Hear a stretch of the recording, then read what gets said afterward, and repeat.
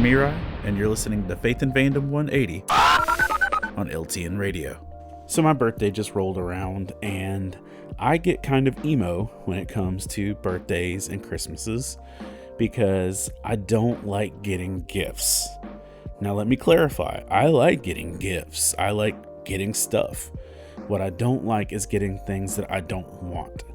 Because low-key, when somebody gives me a gift that I would never purchase or I would never want to own or something I'm never going to open, it makes me feel like they don't actually know me, and it just makes it more sad. So I almost approach gift-giving holidays with a bit of begrudgment ahead of time. And so I started a new job back in January, and I made a friend at my new job, and they said, "Hey, I'm going to come by your office today. I'm going to bring you a birthday present." And I was like, this person's known me 5 months. This is going to be terrible. It's going to be horrible. And they came by my office and they brought me a Pokemon Squishmallow, a Captain America Hawaiian shirt, and a framed Legend of Zelda piece of art.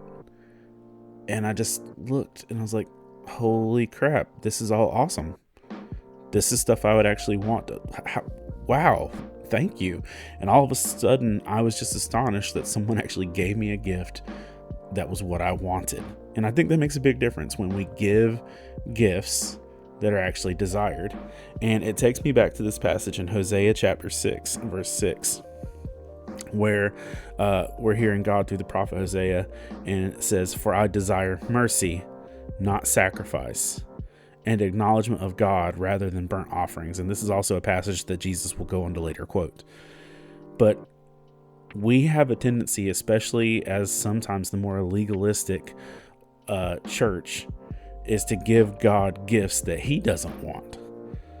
Giving him the thing that just makes it very clear that we don't know who he is.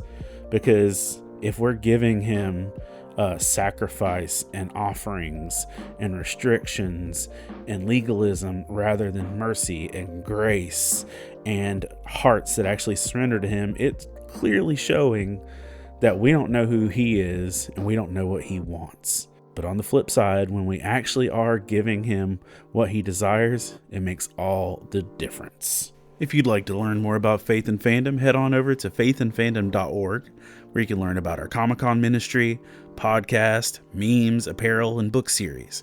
You can even read new chapters before they make it to the next book. I'm Hector Mirai, and thank you for spending the last 180 seconds with me.